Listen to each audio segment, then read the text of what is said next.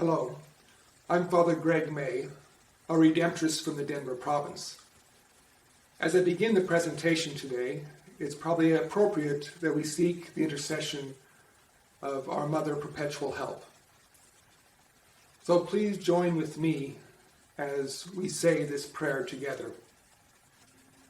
Mother of Perpetual Help, with the greatest confidence we come before your holy picture to beseech your intercession. We think of you, our Mother, at the foot of the cross. Your heart must have bled to see your Son in agony. But your joy was great when he rose from the dead, victorious over the powers of evil. Mother of sorrows, pray for us in this time of trial. Help us not lose heart. Intercede for your people who are afflicted with the coronavirus. Comfort your people who are vulnerable and anxious. Protect healthcare workers who put their lives at risk. Inspire our leaders to make good decisions. Change our hearts so that we may act responsibly. Teach us to trust in God's love and mercy, and to share with you the joy of having courageously faced up to all the challenges of life. Amen. As we begin this session discussing what is spirituality, I think it's appropriate to take a particular story that I encountered. On an occasion, I had talking to a young person, and she was talking about that she's spiritual, but not religious. And of course, it kind of piqued my curiosity to understand what did she mean by that. And so I asked her, what does it mean to be spiritual? So a direct question about the significance of spirituality. She basically paused and came back with the answer. It means that she's not into religion. But of course, I was hoping that she would talk about what does it mean to be a spiritual person, if that's what she's professing to be. Now, I know that this particular saying is very prominent in the academic world, and there's various reasons for that. I think one reason is that people who try to promote their own understanding and their own views will often have to attack people who have other views than themselves. And in one particular way, when you talk about religion, there is an approach to spirituality. And so for an academic to somehow blow off the religion understanding is basically to focus on something completely outside, saying that they're just as much valid in their approach to life as religion is. And so it probably was used, this particular saying, to give them credence in what their opinions are and what they're about. However, I think that when we start looking at the discussion of what is truly spirituality, we should see something much deeper. For me, spirituality and religion have been portrayed in recent years as being opposed to one another. People claim to be spiritual, but not religious. For those who use this phrase, are they wanting to pursue a spiritual path, or just wanting to say that religion is not important? For many, this statement wants to say that institutional religion gets in the way of spirituality. This presumes they have made a choice to make spirituality important in their lives instead of an excuse why they no longer participate with the faith community. It is true that spirituality can exist without being part of an institution. However, religion has played an important part in shaping concepts of spirituality in the world. When people say they are spiritual, this should mean that they are trying to see a purpose in their lives. In trying to understand spirituality, often people will go and try to look up a definition. Unfortunately, there are many different views on the word spirituality, and some kind of are close to what I think we talk about from the aspect of religion, but others also just focus on a spirituality outside of religion. And so in trying to see a way of understanding, this is a particular way I look at spirituality and the meaning for me. Spirituality is the awareness that there is a connection to something greater than oneself. The desire to be connected to the divine, higher power, or the human family allows spirituality to be expressed. With this particular definition, it sees that a true spirituality unites us to something larger. And of course, for those who are connected to a religion, you have come to be familiar with an attitude that you're connecting to the divine. You're connecting to a God who is larger than yourself. And then, of course, trying to figure out what does that mean. In our world, there are billions of people, and there are various religions that people embrace. And so from these different perspectives, they have come to seek out the divine, to seek out an understanding of what is important to one's life. Now, for many religions, there's actually connections between the religions.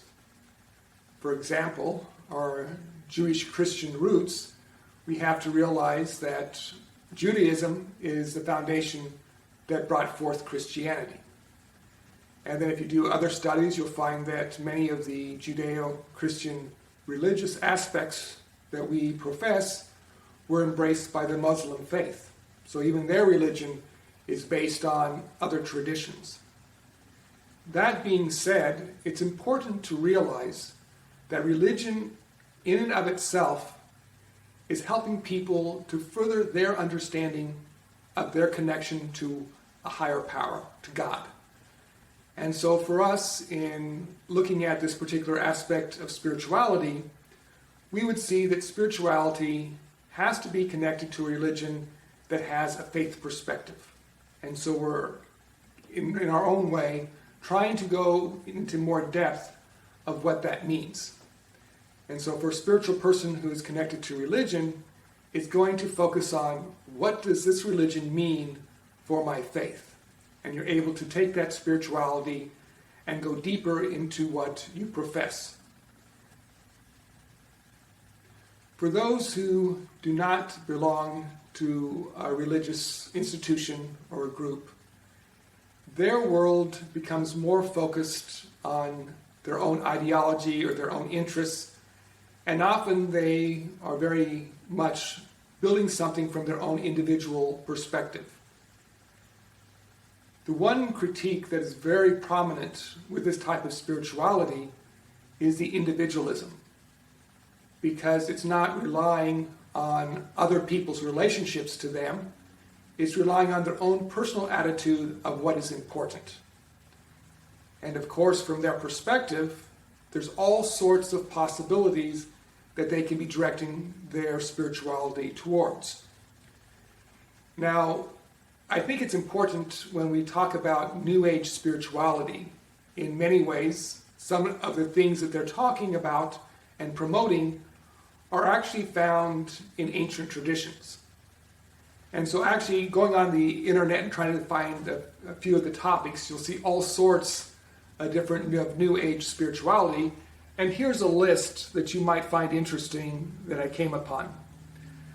They mention yoga, diet, crystals, channeling, spirit guides, tarot reading, astrology, meditation, chakras, moon cycles, smudging, incense, divination, the use of magical potions and incantations, numerology, graphology, So this is just a short example of the many topics that are out there. And people will focus on these different aspects of somehow getting them into the larger picture. For many, it's like being in nature. Watching a sunset, for them, is a spiritual moment. I remember when I went to Sedona in Arizona. It's a beautiful location, some great rock formations. But there you have all the shops selling crystals. And of course you try to figure out why would they be selling crystals. And of course they tell you that there are various areas in Sedona that these vortexes bring energy. And so you have the crystals, you can gain this energy from Mother Nature. And of course they have all different versions of that story. I don't really to play down these New Age spiritualities. But the focus that they're having is trying to somehow see that they're connected to something larger. But the question I have is, when you have that connection, what does it mean in your life? How does it lead you beyond where you're at to something much greater? For many of these things that I just mentioned, you can see that astrology, for example, has been a very crucial part in many ancient religions and even in some that are made up today. There's trying to find the energy around them that somehow brings them in connection to other people.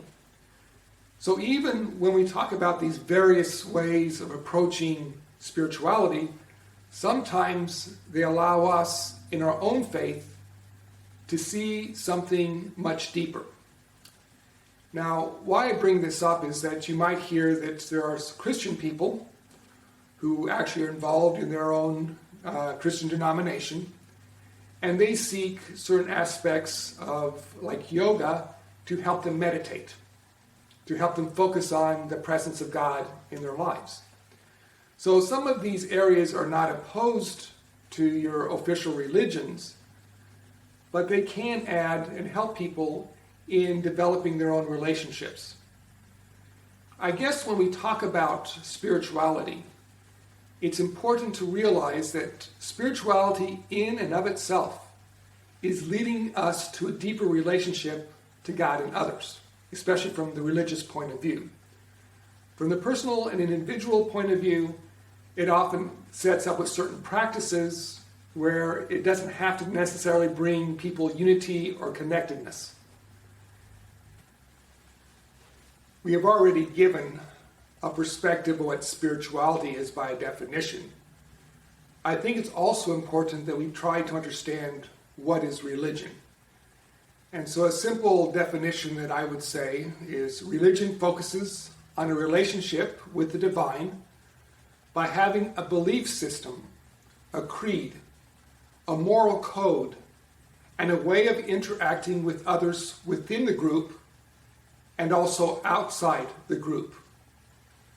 So every religion can basically be analyzed by these different characteristics.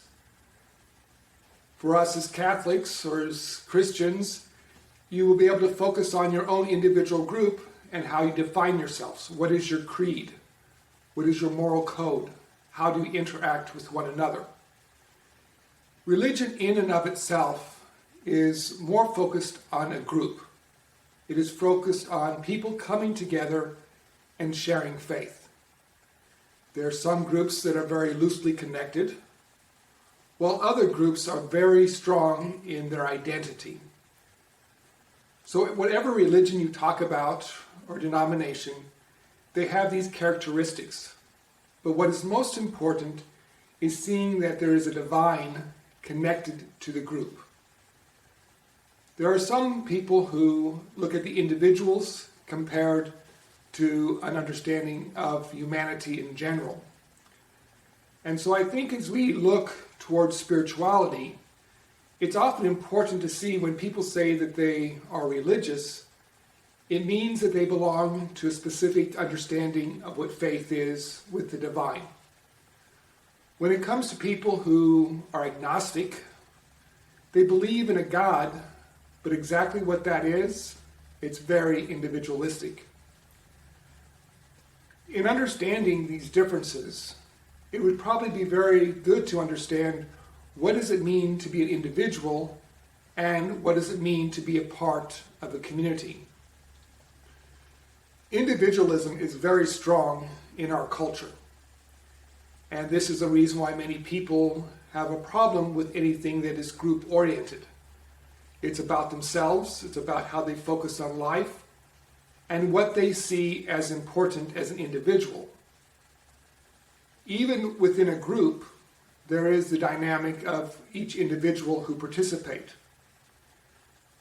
For us in our faith, we know that we have some basic understanding of what we believe, but each person will always focus on their own understanding of what's most important. And you also have the dynamic of what does this mean when it comes to practices. And so striving to understand a religion, understand you have individuals, and you begin to focus on how will you look at your group through your own practices. At this time, I think it's important to talk about what are some of the dynamics of a religious practice. For me, we talk about the spiritual practices for religion. Of course, when most people talk about a religious group, they're very lightly connected.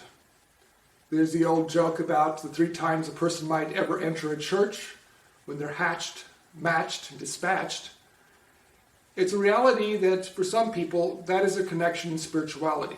It has not an ongoing aspect of their life, nor something that they live daily.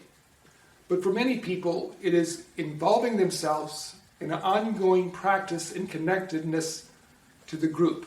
So of course, you'll have liturgy and worship, celebrating the important aspects of human life, prayer, meditation, contemplation, sacred reading, sharing faith perspective, humanitarian activities. And even with these various categories that you see, we always have to realize there's more than one way of doing things. For one aspect of prayer, we're very much into words of what we say. Other religions, and even within Christian denominations, often prayer becomes a movement, a dance, a way of expressing their faith beyond words.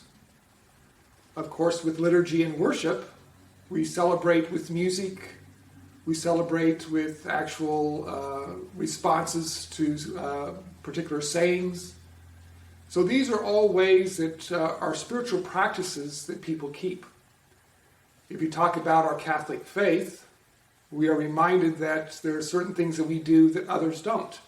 And some of our practices have become a mainstay with other Christian groups. For example, it used to be only Catholics receive the ashes. And now many different denominations of Christians will receive ashes on Ash Wednesday. But other groups will focus on various ways of practicing the faith. And for example, Catholics, we have the custom of fasting and abstinence during Lent. These are outward signs that we practice and can be a part of our spirituality, but they are truly outward signs. We have to say, why do we do the things that we do? Being connected to God and to others is so important. For one to say that they are spiritual, they also need to say that they belong to something greater than themselves. And in doing such, it gives an indication of where their spirituality has grown and what is important in life. Spirituality must be understood as something that grows in life. Where a person is at today is not where they've been in the past. People grow up in a world perspective that gives a foundation of beliefs and spirituality that shape their lives. Religion can be a vital foundation that gave them a way to see the world and a means to reflect upon the divine in their experiences. However, there comes a point in human development that all people must begin to focus on their beliefs and either embrace what shaped these beliefs in spirituality or find a new way to interpret their experiences. Many will just go deeper into their faith and pursue a new understanding to find meaning to their lives. Those that are exploring or searching for another type of spirituality have found that their past understanding of religion is inadequate. Some move out of their religious upbringing to embrace other religions or a different sect of their faith. There are others that reject religion altogether and look to humanity for answers. For those who are humanitarian, it's important that we see that they have a spirituality as well. Their desire is to make a difference in the lives of those around them, and they see the good in others. Even though they might be directed towards this understanding, God does not play a very strong role in their attitude about spirituality. It's more about being connected to nature and others. They're very important people because they're not against us in many of the ways that we live our faith and how we try to practice it. If we're not against them in what they're doing, we should be for them, especially in taking steps to make a difference in our world. Humanitarians are great people. They have their heart in the right place. And we have to see that they're seeking a spirituality of something greater than themselves, which they see in humanity. So when we encounter people who don't agree with our own background or spirituality, we must always try to find those connections that make a difference. And especially with those who are humanitarians, because their heart is directed toward the betterment of all people, because they respect the dignity of all. It's very similar to ours. We would see God as being a part of that. Well, for them, it's seeing their own connectedness because of who they are with others is why they do the things they do. So hopefully we should never write off people who have that spiritual journey of humanitarianism, because they often share with us the desire to make a difference. Before we finish this particular discussion on spirituality, I think it's important that I talk about one aspect that is very clearly a part of our tradition from the Jewish and Christian background. For the definition I gave earlier, it definitely allows everyone to somehow be a part of the spirituality, but for us it really comes down to our interpretation and understanding of what the Spirit is all about. So of course we have to go to the Old Testament and see that the Spirit of God, the Spirit of Yahweh, was truly a part of people's lives. And not only the ones who had done historic, important things, but also for anyone who lived. In fact, in Genesis, there's a reference giving indication that the Spirit of God, without it, we ourselves would not live, and they saw the very aspect of blood as representing the Spirit of God within us. And of course, if the blood is spilled out, we would die. And so, of course, this is why they considered blood so sacred in that culture. But for us, in understanding spirituality, it understands the very Spirit of God is at the source of who we are. It is the ability of God's interaction with us that gives us life and also helps us to live our faith. So if you take this particular view of spirituality, it definitely helps you understand that by the Christian faith, by our Jewish Christian faith, it is so crucial that we see this connection between God and ourselves. So without God, we have nothing. There is no life within us. And so as we look towards a spirituality from this perspective, we see it's much more than the generic that was given earlier, where everyone can have a spirituality. But for us in our faith, it is truly trying to understand, how is God a part of our life? How is God giving us the strength we need to deal with the difficulties right now with the coronavirus, to deal with the things that we face? Because of this, we are able to see the Spirit of God working through us, and with us. For Christians, it is taking this tradition and going deeper into it, because not only do we see God giving it to his people of the Old Testament, we see the Son of Man giving it to his disciples and followers as well, the gift of the Spirit. So in this understanding of spirituality, we have to focus on the connection between God and us. And it is such an important connection that if we cut ourselves off from that very Spirit of God, we do not have life. And of course, from the New Testament, it's referring we do not have eternal life. Spirituality is, for a Christian, a very fundamental understanding of how we're connected to God. That God is the one giving us the strength and the courage to go forth and do the best we can, wanting us to be a part of a family. And so when we talk about spirituality from the context of our faith, it is truly a very important aspect of our relationship to God. And it should not be overlooked or diminished by some of the other perspectives that are out there. So of course, I saved the best for last, because it really is the cornerstone of how we live our lives. And so a person who calls himself a spiritual person, especially from our faith perspective, it is someone who's always striving to get closer to God. Someone who wants that energy and life to not only bring them joy and happiness in this moment, but to be able to relate to those around them, to see that this gift that we have received from God is something that needs to be shared. So if we really are seeking a spiritual journey, seeking God in our life, it means that we're in tune to the Spirit within us, the working of the Spirit to help us be who we are. So this is just a quick synopsis of many perspectives that are out there about spirituality. But to go deeper into our understanding of spirituality, especially with the Holy Spirit, we need to understand what does that mean in relationship to Jesus. Because we often talk about Christian spirituality. So the next gathering that I'll be presenting is going to focus on what is Christian spirituality. And there are many different views of how it plays itself out and how it manifests itself within a person's life.